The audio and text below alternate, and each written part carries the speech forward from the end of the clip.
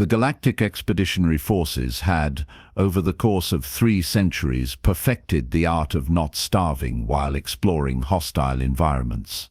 This was no small feat, considering the organization employed roughly 14,000 species, each with their own dietary requirements, cultural food taboos, and unfortunate tendencies to be violently allergic to whatever the species in the next bunk over considered a delicacy. The solution arrived at after numerous deaths, several diplomatic incidents, and one particularly memorable case of accidental cannibalism was the Standardized Nutrition Pack, or SNP.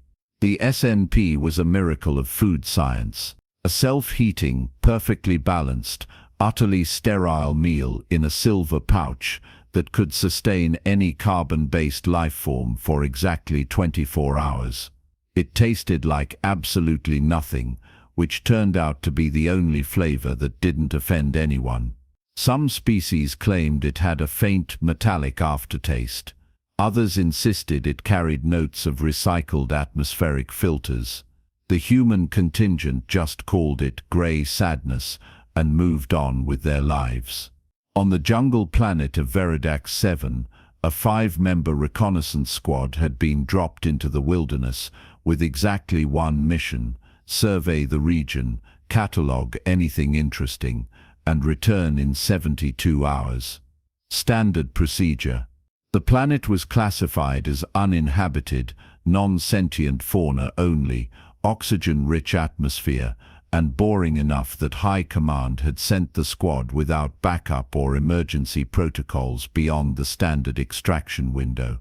The squad leader was Krell, a Thornian whose species had evolved from pack hunters on a death world where everything, including the plants, had developed both teeth and grudges. He stood 7 feet tall, covered in mottled grey scales with a crest that flushed red when he was annoyed, which was most of the time. His second in command was Pixith, an insectoid Klaxian whose compound eyes could see in 16 different spectrums, and whose species had achieved spaceflight before they had invented the wheel, mainly because wheels seemed inefficient to a species that could fly. The medic was Zola, an amphibious Quellan who breathed through both lungs and the permeable skin covering her blue-green torso. Her people had evolved in the tidal pools of a moon with extreme gravitational shifts, which meant she could survive in basically any environment that had water within a 3-day crawl. The navigator was a slug-like Drexian named Ulmarth, whose body was 60% brain matter and 40% slime, both of which he considered equally important. And then there was the human. Marcus Webb had signed up for the Expeditionary Forces because, in his words, Earth was getting boring, and I wanted to see if alien food was as weird as everyone said. He was 29, built like someone who had spent more time outdoors than indoors, and possessed the unsettling human quality of finding humor in situations that made other species question their will to live. The disaster struck on the 2nd day. The automated supply drone that was supposed to drop their remaining SNPs decided, in a moment of catastrophic electronic stupidity, to release its cargo approximately 300 feet before reaching the squad's coordinates.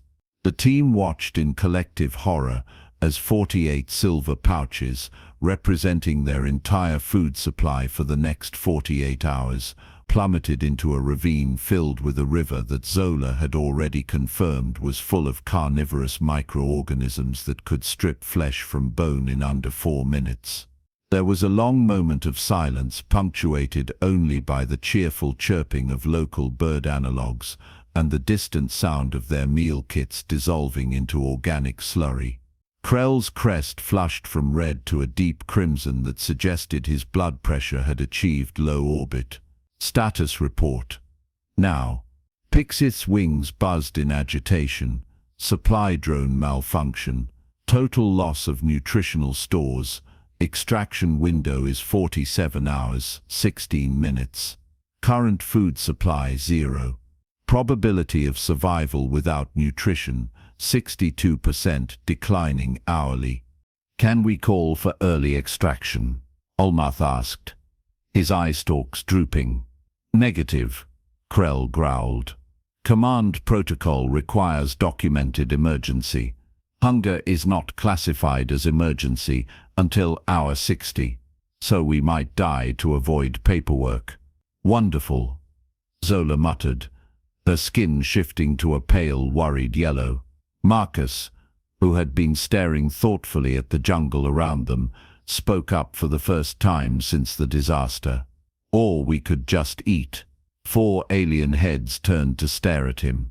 We have no food, human, Krell said slowly, as though explaining basic concepts to a particularly dim recruit. Yeah, but we're surrounded by it. Marcus gestured at the jungle, which was currently alive with the sounds of things scurrying, flying, and probably plotting. This place is packed with animals. I saw something like a deer about an hour ago. Those bird things are everywhere. There's probably fish in the streams that aren't full of flesh-eating bacteria. The silence that followed was the kind usually reserved for moments when someone suggests something so monumentally stupid that the universe itself needs a moment to process it. You want to eat the local wildlife, Pixith said flatly. Sure, why not? Because we are civilized species who abandoned hunting approximately 4,000 years ago, the insectoid offered. We Thornians abandoned it 6,000 years ago, Krell added with a touch of pride. My people never hunted at all. We're filter feeders, Zola said, though she sounded more curious than horrified. Marcus shrugged. Humans were still hunting like a few hundred years ago. Some people still do it for fun. My grandpa taught me how to trap and field dress game when I was 12. Olmarth's eye stalks recoiled. Yeah, you know, gut it, skin it, butcher it, prepare it for cooking.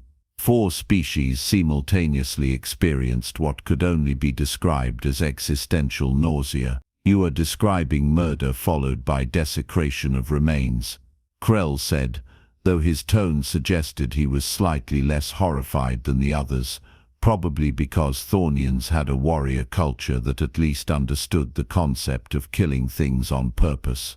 I'm describing lunch, Marcus corrected.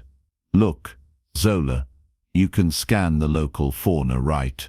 Check if they're compatible with our biochemistry. The medic hesitated, then pulled out her medical scanner, perhaps out of scientific curiosity, or perhaps because the alternative was 47 hours of listening to everyone's stomachs growl. She spent several minutes scanning various creatures, running chemical analyses, and muttering to herself. Finally, she looked up. The protein structures are surprisingly compatible. No major toxins. The meat would be edible for all of us, though I cannot believe I am saying these words. Perfect. Marcus stood up and started examining the surrounding area with an intensity that made the others nervous. I'll need some cord, something flexible. Pixith, you have that utility line on your pack. You cannot be serious about this primitive barbarism, the Klaxian buzzed. I'm serious about not starving. You in or not? There was a moment where the squad exchanged glances, conducting an entire conversation through facial expressions and pheromone signals that roughly translated to, is the human insane? Probably. But he might also be right. That's somehow worse. Krell made the decision. Proceed, human. We will observe. If you fail, we will simply endure the hunger. When I succeed, you're going to feel really silly about all this drama, Marcus said cheerfully, taking the offered utility cord from a reluctant Pixith. What followed was an education in primitive survival that the squad members would never forget, try as they might. Marcus moved through the jungle like he belonged there, reading the ground for tracks, identifying game trails with casual expertise, and explaining his process in a way that made it sound simultaneously simple and completely insane. He built snares using bent saplings and trigger mechanisms. He constructed a deadfall trap using rocks balanced in a configuration that Ulmuth analyzed with his advanced intellect and declared geometrically sound but philosophically disturbing. "You are engineering death," Pixith observed, watching Marcus set up a spring-loaded snare near what he claimed was a warren of some burrowing creature. "I'm engineering dinner. Death is just the middle step. Your species is terrifying. Wait until you see what I do with fire." That statement caused Zola's skin to flash bright orange, which in Quellan physiology indicated extreme alarm. The traps were set. Marcus established a perimeter of 6 different snares and 2 deadfall traps, each positioned with careful attention to animal psychology that the others found deeply unsettling. Then came the waiting.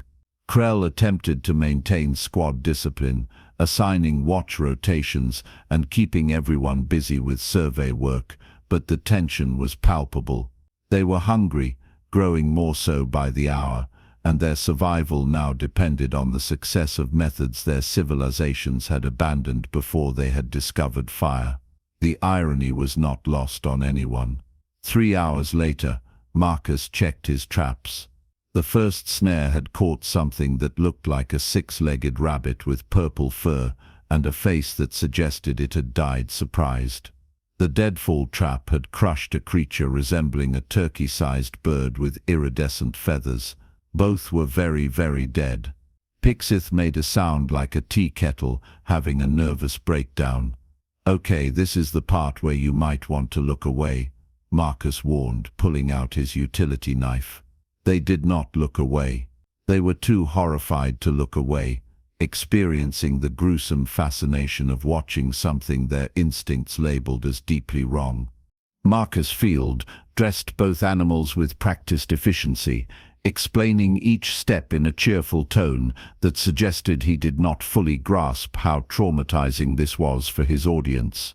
Removing organs, separating useful meat from waste, the wet sounds of blade through tissue, the casual way he handled what was, to the others, a biological disaster area. Pixith actually had to sit down, his legs folding beneath him. Zola, despite her revulsion, found herself leaning closer, her medical training warring with her disgust. The muscular structure is fascinating, similar to Quellan anatomy in the posterior region. "Please stop making it worse," Ulmuth begged, his eye stalks looking anywhere except at Marcus and his work. Krell watched with the grim attention of someone witnessing something that confirmed his darkest suspicions about the universe. "How did your species survive being this hands-on with death?" "We're pretty good at not thinking about it too hard," Marcus admitted, now separating strips of meat with disturbing expertise. "Plus, it tastes really good afterward. That helps." With 2 animals butchered and several pounds of meat collected, Marcus moved to Phase 2, which he announced as setting up the kitchen. He gathered stones from a nearby stream, selecting them with particular care for properties the others couldn't fathom. Flat ones, dense ones that apparently wouldn't explode when heated, which was a concern nobody else had known they should have. He built a structure about 3 feet long and 2 feet wide, essentially a raised platform of stones with gaps underneath. "This is a grill," he explained to his audience of baffled aliens. "Fire goes underneath. Meat goes on top. Heat cooks the meat.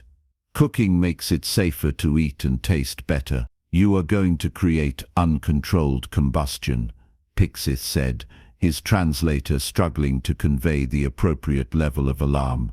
"In a wilderness environment, surrounded by flammable vegetation. Well, when you say it like that, you make it sound dangerous. Because it is dangerous. Look, humans have been doing this for like 100,000 years. We're pretty good at not burning down the forest." Marcus paused. That usually hung in the air like a threat. But Marcus did seem to know what he was doing. He cleared a wide area around his stone construction, down to bare dirt. He gathered wood, selecting pieces based on criteria he explained as good burning characteristics, which apparently meant dry, dense, and unlikely to pop embers all over the place. He built the fire small and controlled, using a method that involved his knife, a rock, and some dried plant fiber that caught flame on the third try. The moment fire appeared, crackling to life in the wilderness, something primal happened. Krell's crest flattened against his skull in involuntary deference to the ancient danger. Pixith's wings locked frozen. Zola's skin cycled through 6 colors, expressing various degrees of panic. Ulmarth retreated approximately 10 feet and refused to come closer. But Marcus just fed the fire carefully, building it up until he had a bed of coals glowing beneath his stone grill. Then he placed the meat on top. The sizzling sound was immediate. Smoke rose, carrying with it a smell that bypassed conscious thought and spoke directly to something deep in the evolutionary history of every species present. The scent of cooking meat, of protein transforming under heat, of food. Marcus had grabbed a few local plants, ones Zola had scanned and cleared as non-toxic, and was crushing them between rocks to release their oils. He rubbed these over the meat, creating a combination of smells that should not have worked together, but somehow did. The squad tried to maintain their distance. They really did. But one by one, they drifted closer. Krell came first, using the excuse of checking the fire's safety. He stood there, watching the meat cook, watching Marcus flip the pieces with a flat stick to ensure even heating. His nostrils flared, processing scents his body recognized as food, even though his mind insisted this was barbaric. Pixith approached next, compound eyes fixed on the transformation occurring on the hot stones. The Maillard reaction, he buzzed softly. Amino acids and reducing sugars undergoing heat-induced chemical changes. I am watching chemistry occur in real time without laboratory equipment. You're watching cooking, Marcus corrected. But yeah, that's basically what's happening. Zola crept closer, her scientific fascination overwhelming her disgust. The protein structures are denaturing. The heat is breaking down connective tissues. This is actually ingenious from a nutritional standpoint. Plus it makes the meat tender and delicious, Marcus added, checking one piece for doneness. Okay, who wants to try first? Silence. Come on, you're all hungry. I can hear your stomachs growling. Well, except Ulmarth. I'm not sure you have a stomach. I have 3 stomachs, which are currently informing me this is a terrible idea, the Drexian said, though he had also moved closer, eye stalks fixed on the food. Krell, your squad leader. Set an example. The Thornian looked at the cooked meat, steam rising from the surface, the exterior browned and textured in a way no SNP had ever been. His warrior pride warred with his civilized sensibilities. Pride won. He reached out, took a piece, and bit into it. The expression that crossed his face was a journey. Surprise, confusion, revelation, something that might have been religious ecstasy. He chewed slowly, his eyes widening, and then he swallowed. By the ancient wars, he whispered. It has flavor. Actual, multiple, complex flavors. That broke the dam. Pixith took a piece. His mandibles working carefully, his antennae shot straight up. This is extraordinary. The texture has variation. The taste has layers. There is a slight bitterness from the plant compounds, saltiness from the meat itself, sweetness from caramelization of surface sugars, and underlying umami notes from degraded proteins. It's good, right? Marcus grinned. It is an assault on my sensory processing centers in the most wonderful way. Zola tried a piece. and her skin flashed through a rainbow of colors that her species normally reserved for mating displays. I am having an emotional experience about food. This has never happened to me before. Even Olmeth oozed forward and absorbed a small portion through his permeable outer membrane. His eye stalks quivered. I hate that this is delicious. I hate it so much. They devoured the first round of cooked meat like starving soldiers, because that was exactly what they were. Marcus cooked more, using different pieces, trying different plant seasonings, adjusting his technique based on trial and error. The aliens, who had been horrified by the brutality of hunting and butchering an hour ago, now fought over who got the pieces that looked most well done. Krell, gnawing on something that might have been a rib, paused in his eating. Human.